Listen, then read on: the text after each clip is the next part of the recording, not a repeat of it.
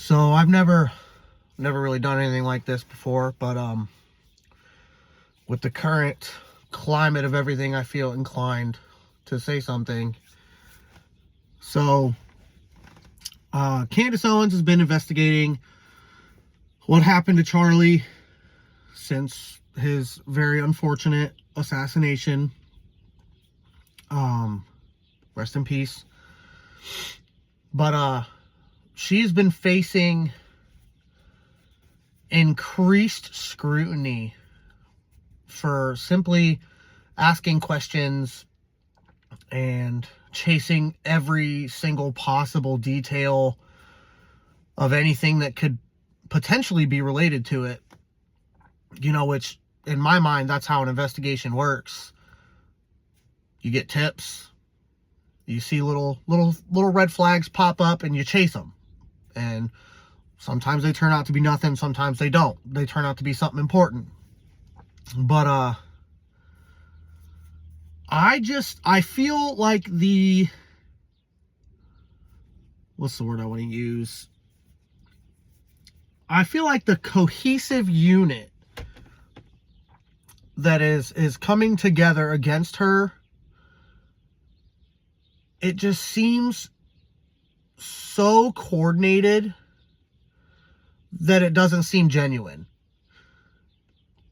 You know, I scroll through X looking at all the tweets or whatever you would call them, just going after her for questions, and then people are conflating her questions with her making accusations. And I feel like there's a very distinct difference between the two that people need to stop conflating.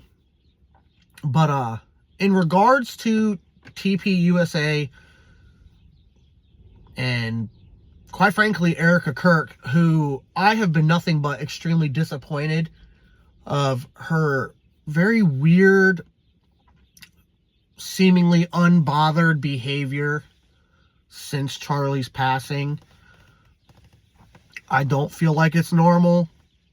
You can sit here and say everybody grieves in their own way, and that's cool. You can say that all you want, but I do not see grief from her. Even when she's crying, it feels so disingenuous and performative, and it just gives me a bad vibe. And you know, that's another thing everybody's saying about Candace, like, oh, she's going off vibes. She's just going off the vibes. Do you know how many serial killers and other kinds of criminals have been caught because they interacted with somebody who got a bad vibe from them and then reported it because of the bad vibe? Like, they just felt like something was wrong. Like, that's not an unnormal thing. So I don't understand, again, why this coordinated effort to smear every single word that comes out of Candace's mouth is just running so rampant. But the fact that Charlie wanted to do a Doge-style audit 8 days before he died, and then he died, I'm sorry, that raises questions, and it needs to be looked at. Especially considering if you have seen Wolves and Finance's videos on TPUSA's tax filings and money missing and just all kinds of weird circumstances happening with all of that. And then again, Charlie wanting to do the audit because he didn't know where the money was coming from and the money was going, and then dying.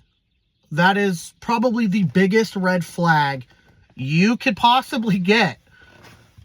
Like, that is the biggest red flag out of all of it, you know? And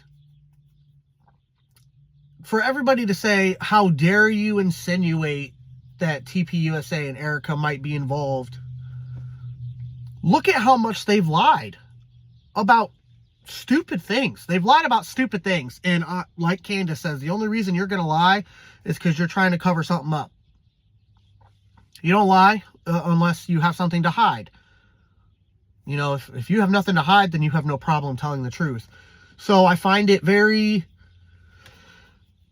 Uh, Concerning, again, with this weird coordinated effort to just smear and libel everybody who's questioning Erica and TPUSA. And I'm sorry, I think that Erica needs to be investigated. I think TPUSA employees need to be investigated, because you do not have somebody that high profile like Charlie get assassinated and the people closest to him not be looked at. And that's unethical, in my opinion, to not look at them.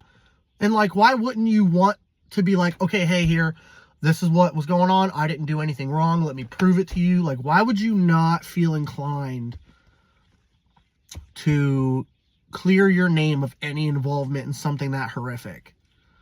You know, I feel like it would almost be a moral obligation to aid in that way, to be like, hey, he was my best friend, you know, or he was my husband. I loved him deeply, blah, blah, blah, blah, blah. You know, I don't understand why it's taboo to ask these people, where were you? What were you doing? Are you hiding anything? Why are you lying? I think it's unethical to do the opposite and not ask them and not question them and not investigate them and look into their dealings and their doings. And that, you know, that's my input. And you know, I've been watching Candace for years at this point, and while I do not agree with her on everything and I don't always like everything she says, I do feel like she's being weirdly targeted way too heavily, considering there are other people who are questioning the narrative, questioning Erica, you know, looking at TPUSA with a weird side eye, you know, like, well, we don't trust you. It's a lot of people, and it's everyday Americans too. You know, it's not just high profile people like Candace and other podcasters. It's a lot of people feel like they're being misled, that they're being lied to. And we all just want to get to the bottom of it, because I watched the live footage of Charlie getting shot that day, unfiltered, and it rocked something inside of me. I felt sick, and I didn't even really know him. You know, I never really watched his stuff. Wasn't a fan, wasn't a hater, just didn't really, you know anything about him. But I cried. As a grown man, I cried. It broke something inside me. And, you know, seeing the absolute lack of emotion from people who were closest to him, I'm sorry, that makes me ask questions about what the actual hell was going on in his life. And I've heard a lot of comparisons to him living his life like the Truman Show, that a lot of people around him were plants. They were handlers. And I'm sorry, being that high profile like Charlie, I would not be surprised if that was the case. And unfortunately, I do think, as smart as Charlie was ignorant to a lot of things going on around him, because he was such a well-meaning person for the most part. You know, we all have our demons. We all have our darkness inside of us. And I'm not going to say he was innocent of that either. But from what I've seen about him, he was a good guy. You know, he wasn't a bad person. I think he, unfortunately, was kind of fooled by the good that people presented to him. And, you know, he took it at face value. And I think it bit him in the ass. I really do. So I don't know. That's just, you know, that's my 2 cents on it. I'm just, you know, nobody, so it doesn't really mean anything, I guess. But I don't know. It's been irritating the hell out of me. And something's weird. Something ain't right.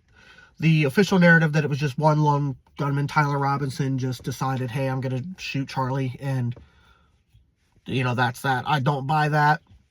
Not something this high profile. I just don't.